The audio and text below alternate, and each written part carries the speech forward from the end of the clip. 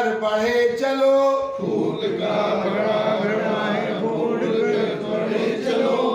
से संबद्ध है उसको। नितेश पाल, भारतीय जनता मजदूर ट्रेन का राष्ट्रीय अध्यक्ष, राष्ट्र परिमंडल सचिव हूँ भारतीय टेलीकॉम एम्प्लॉइज यूनियन।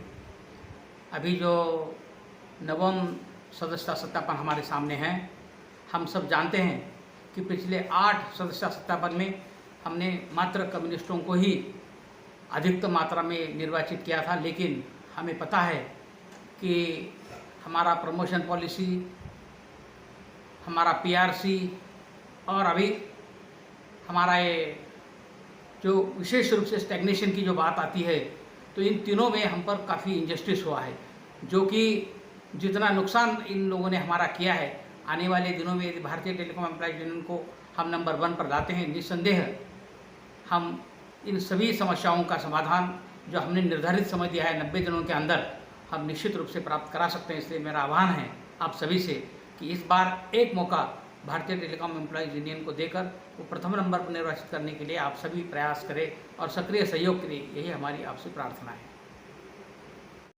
मैं कामेश्वर शर्मा समस्त बीएसएनएल कर्मचारियों से यही अनुरोध करता हूं कि वो अपने उज्जवल भविष्य के लिए बीटीयू बीएमएस का साथ दें। अगर उन्होंने 22 साल इन लाल झंडा यूनियनों के साथ निकाले हैं तो हम 3 साल मांग रहे हैं और 3 साल में हम अपना रिपोर्ट कार्ड देंगे।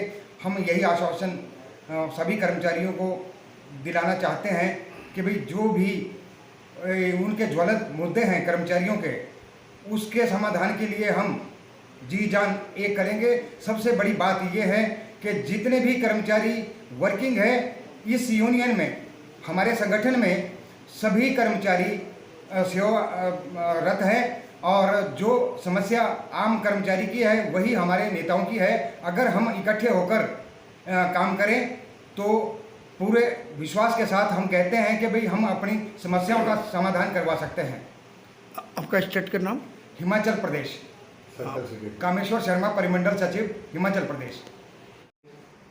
उत्तर पूर्वी परिमंडल यूपी ईस्ट का प्रांतीय सचिव। मैं सभी कर्मचारियों से अनुरोध करना चाहता हूं कि आने वाले आगामी 12 अक्टूबर के चुनाव में बीटीयू को, जिसका चुनाव चिन्ह मुट्ठी में बाली चुनाव चिन्ह है, उस पर वोट देकर विजयी बनावें तथा कथित 22 वर्षों के अपने शोषण को दूर भगावें। 22 वर्षों से जो कर्मचारियों का शोषण हो रहा है, सभी कर्मचारी भाई बंधु, आप लोगों को ज्ञात है, याद दिलाने की ज़रूरत नहीं, लेकिन फिर भी चूँकि चुनाव है, चुनाव में अगर हम कुछ कहेंगे नहीं तो आप कहेंगे कि नहीं वोट केवल मांग रहे हैं। तो अपने थर्ड पीआरसी, अपने प्रमोशन पॉलिसी और जो स्टेग्नेशन हो चुके हैं सभी कर्मचारी, लगभग 13-14 हज़ार कर्मचारी 32-33 हज़ार में, आप खुद विचार करिए कि आज 5 वर्षों पहले जो हम लोगों को थर्ड पीआरसी मिलना चाहिए, जो सरकार देने को तैयार थी, लेकिन इन धूर्त मान्यता प्राप्त यूनियन के, चूँकि इनकी विचारधारा कम्युनिस्ट विचारधारा से चलती है, वो सरकार का विरोध केवल इन कम्युनिस्ट जो नेतागण हैं उनके लिए करते हैं और कर्मचारियों के हित के लिए कुछ धरना प्रदर्शन या हड़ताल नहीं कराते। ये केवल अपने जो आका इनके बैठे हैं ऊपर, उनकी खम ख्वाही के लिए ये हड़ताल धरना प्रदर्शन कराते हैं। आप अगर गौर करें, जब भी आप गौर करें, 28-29 मार्च ब्रिटेन के प्रधानमंत्री आए हुए थे दौरे पे, तब इन लोगों ने हड़ताल कराया।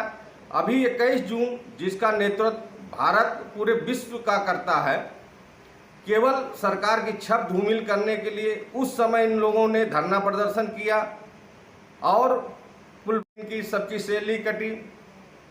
उस समय सरकार नहीं सुनने को विचार थी, लेकिन तब भी कर्मचारियों को झोंक के इन्होंने हड़ताल कराया।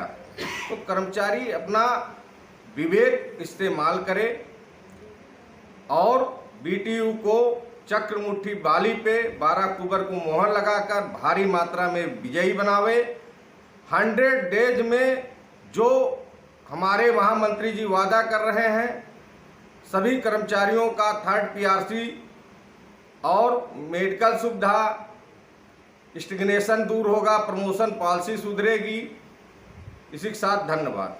को 64,000 करोड़ रुपया दिया, तो कैसे चल रहा BSNL? लाल झंडा का बात बोलिए।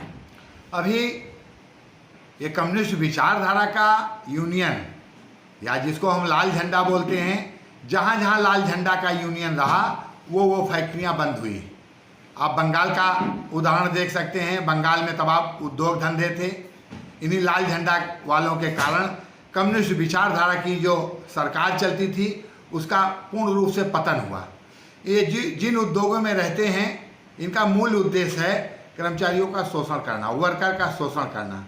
इनका नारा है, जब तक भूखा इंसान रहेगा धरती पर तूफान रहेगा। ऐसा ये नारा लगाते हैं। पूरी रोटी का दिलाने का आश्वासन देते हैं और आधी रोटी भी नहीं दिलाते हैं। सेम काम उन्होंने BSNL में भी किया। जो कंपनी बनने के बाद जिसका रिजर्व फंड 60,000 करोड़ रुपए था, रिकग्निशन में आने के बाद मैनेजमेंट के साथ मिलके लूटने का काम अगर किसी ने किया तो ये मान्यता प्राप्त यूनियनों ने किया। इन्होंने मैनेजमेंट के साथ मिलके कर्मचारियों का शोषण किया।